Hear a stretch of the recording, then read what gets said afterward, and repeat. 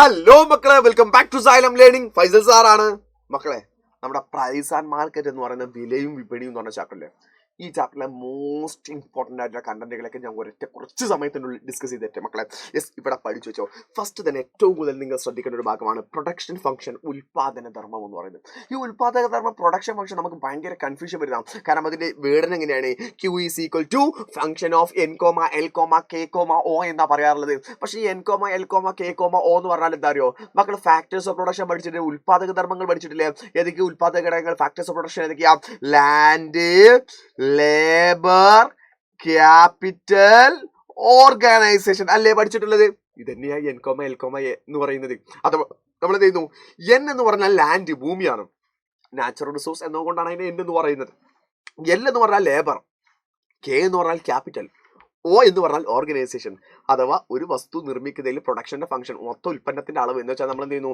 എത്ര സാധനങ്ങൾ ഉണ്ടാക്കുന്നു എന്നതിനെ നമ്മൾ എഫക്ട് ചെയ്യുന്ന കാര്യങ്ങളാണ് പ്രൊഡക്ഷൻ ഫംഗ്ഷൻ, ഉൽപാദക ധർമ്മമാണ്. Q is equal to function of, അതിന് വായിക്കൽ എങ്ങനെയാണ്? Function of N, L, K, O. അത് കൃത്യമായിട്ട് മക്കൾ എന്ത് ചെയ്യണം? ഒന്ന് നിർബന്ധമായിട്ട് പഠിച്ചിട്ട് ഇവിടുന്ന് പോകാവൂ. അതുപോലെ തന്നെ നമ്മൾ പഠിച്ചു വെക്കണം മറ്റൊന്നാണ് ഫിക്സ്ഡ് ഇൻപുട്ടും വേരിയബിൾ ഇൻപുട്ടും, സ്ഥിര നിവേശങ്ങളും അസ്ഥിര നിവേശവും എന്ന് പറയും. അതിൽ ഫിക്സ്ഡ് ഇൻപുട്ട് അഥവാ സ്ഥിര നിവേശം എന്ന് പറഞ്ഞാൽ which cannot be changed in a short period of time. ഒരു ചെറിയ സമയത്തിനുള്ളിൽ മാറ്റം വരുത്താൻ പറ്റാത്തതിനെ വിളിക്കുന്ന പേരാണ് ഫിക്സ്ഡ് ഇൻപുട്ട് എന്ന് വിളിക്കാറുള്ളത്. ഉദാഹരണം ലാൻഡ്. നമ്മളൊരു സ്ഥലത്ത് എന്ത് ചെയ്യുന്നു? നമ്മൾ കച്ചവടം നടത്താം. ആ സ്ഥലം പെട്ടെന്ന് നമ്മൾ ഒഴിവാക്കിയിട്ട് പുതിയ സ്ഥലം കണ്ടെത്തുമോ? ഇല്ല, അത് സാവധാനം കണ്ടെത്തുള്ളൂ.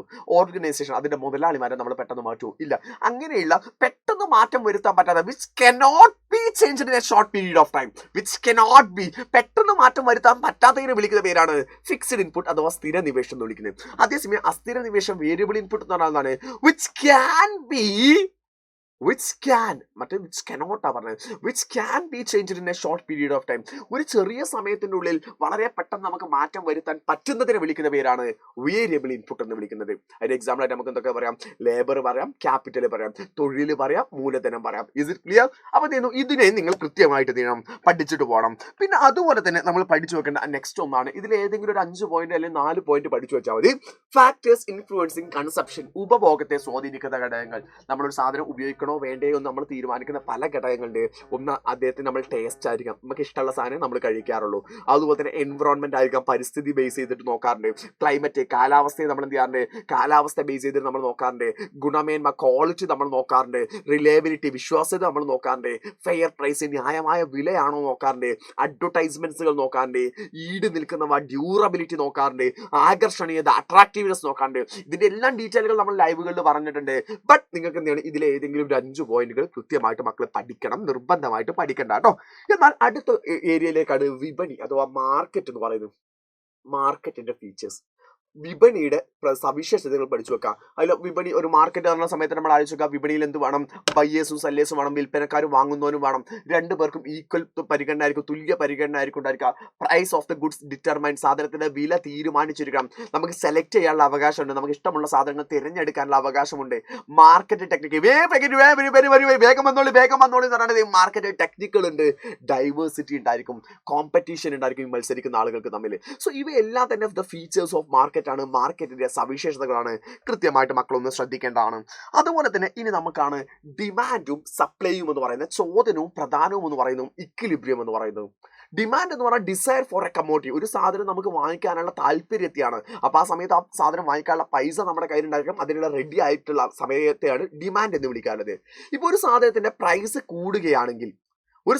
പ്രൈസ് കൂടുകയാണെങ്കിൽ ഡിമാൻഡ് കുറയുക ചെയ്യുക. നിങ്ങൾ തന്നെ ആലോചിച്ച് നോക്കിയാൽ, നമ്മുടെ സാധനത്തിന്റെ വില കൂടി, നമ്മൾ ആ സാധനം കൂടുതലായിട്ട് വീട്ടിൽ വാങ്ങുമോ? ഇല്ല, വില കുറയുമ്പോഴാണ് മാക്സിമം വാങ്ങാറുള്ളത്. സോ അതുകൊണ്ട് തന്നെ ഡിമാൻഡ് കർവ് എന്ന് പറഞ്ഞാൽ എപ്പോഴും ഡൗൺവേർഡ് ആയിരിക്കും, താഴോട്ടായിരിക്കും ചെരിഞ്ഞെടുക്കുക. ലെഫ്റ്റിൽ നിന്ന് റൈറ്റിലേക്ക്, ഇടത്ത് നിന്ന് വലത്തോട്ട് ചെരിഞ്ഞിട്ടാണ് നിൽക്കാറുള്ളത്.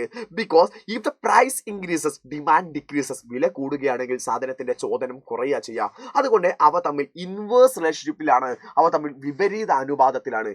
പരീക്ഷയ്ക്ക് ചോദ്യം ചോദിക്കാം, ഡിമാൻഡ് കർവിന്റെ വക്രത്തിന്റെ സവിശേഷതകൾ എന്തൊക്കെയാണ്, ചോദന വക്രത്തിന്റെ സവിശേഷതകൾ എന്തൊക്കെയാണെന്ന് ക്വസ്റ്റ്യൻ ചോദിക്കാം. ഇവ രണ്ടുമാണ് ഞാൻ ഈ പറഞ്ഞ പോയിന്റുകൾ എന്ന് പറഞ്ഞാൽ. എന്നാൽ രണ്ടാമത്താണ് സപ്ലൈ എന്ന് പറയുന്ന പ്രധാനം എന്ന് പറയുന്നത്. മാർക്കറ്റിൽ അവൈലബിൾ ആയിട്ടുള്ള റെഡി ആയിട്ടുള്ള സാധനത്തെയാണ് സപ്ലൈ എന്ന് നമ്മൾ വിളിക്കാറുള്ളത്. ഒരു സാധനത്തിന്റെ വില കൂടുകയാണെങ്കിൽ ആളുകൾ മാക്സിമം അത് സപ്ലൈ ചെയ്യാനും നോക്കാം. If the price increases supply also increases, if the price decreases supply also decreases എന്നാ പറയാം. അവ തമ്മിൽ ഡയറക്റ്റ് റിലേഷൻഷിപ്പ് ആണ്. ഒന്ന് കൂടിയാൽ മറ്റൊന്ന് കൂടും, ഒന്ന് കുറഞ്ഞാൽ മറ്റൊന്ന് കുറയും, അതാണ് ഉണ്ടാവാം. സോ അതുകൊണ്ട് തന്നെ എന്തായിരിക്കും, അത് അപ്വേർഡ് ആയിരിക്കും. അതിന്റെ കർവ് എന്ന് പറയുന്നത് മുകളിലോട്ടായിരിക്കും എപ്പോഴും ഉണ്ടാവാറുള്ളത്. ഇവിടെ നമ്മൾ പഠിക്കേണ്ട കാര്യമാണ് ഇക്വിലിബ്രിയം എന്ന് പറയുന്ന സാധനം, അഥവാ സന്തുലിതാവസ്ഥ എന്ന് പറയുന്നത്. ഡിമാൻഡും അതുപോലെ തന്നെ സപ്ലൈയും തുല്യമാകുന്ന പോയിന്റിനെ നമ്മൾ വിളിക്കുന്ന പേരാണ് ഇക്വിലിബ്രിയം പോയിന്റ് എന്ന് വിളിക്കാം. ഡിമാൻഡും സപ്ലൈയും തുല്യമാകുന്ന പോയിന്റ് ആണ് ഇക്വിലിബ്രിയം പോയിന്റ് എന്ന് പറയുന്നത്. ഇതിൽ നമ്മൾ ഇവിടെ മനസ്സിലാക്കുന്നുണ്ട്, ഇവിടെ കൃത്യമായിട്ട് എൻ്റെ മക്കളൊന്നും നോക്കേണ്ടതാണ്. ഇവിടെ നിന്ന് ഡിമാൻഡ് 30 സപ്ലൈയും 30. ഇങ്ങനെയുള്ള ഈ പോയിന്റിനെ നമ്മൾ വിളിക്കുന്ന പേരാണ് ഇക്വിലിബ്രിയം പോയിന്റ് അഥവാ സന്തുലിത അവസ്ഥ എന്ന് നമ്മൾ പറയുന്നത്. ഇതിന് ഏറ്റവും അവസാനത്തെ കാര്യമാണ് ഈ ചാപ്റ്ററിലെ ഏറ്റവും അവസാനമായിട്ട് പ്രധാനമായിട്ട് പഠിക്കേണ്ട ഭാഗമാണ് മാർക്കറ്റിംഗ് ടെക്നിക്, വിപണന തന്ത്രങ്ങൾ എന്ന് പറയുന്നത്. നമ്മുടെ മാർക്കറ്റിൽ നമ്മൾ കുറേ സാധനം കച്ചവടം ചെയ്യണം. നമുക്ക് എന്തൊക്കെ ടെക്നിക്ക് ഉപയോഗിക്കാൻ പറ്റും? ഒന്ന് വിൽപ്പനാന്തര സേവനം, ആഫ്റ്റർ സെയിൽ സർവീസ് നമ്മൾക്ക് നോക്കാം. ഉൽപ്പന്നങ്ങളെ വെറൈറ്റികളാക്കിയിട്ട് നമുക്ക് എന്ത് ചെയ്യാൻ പറ്റും? മാർക്കറ്റിംഗ് ടെക്നിക്ക് ചെയ്യാം. അട്രാക്റ്റീവ് ഉള്ള സാധനങ്ങൾ നമ്മൾ മാക്സിമം വാങ്ങാൻ ആകർഷണീയത നോക്കും. ഓൺലൈൻ പേയ്മെന്റ് സൗകര്യം, അഡ്വർടൈസ്മെന്റ്, പരസ്യം, ഡിസ്കൗണ്ട്, റിബേറ്റുകൾ കൊടുക്കാം.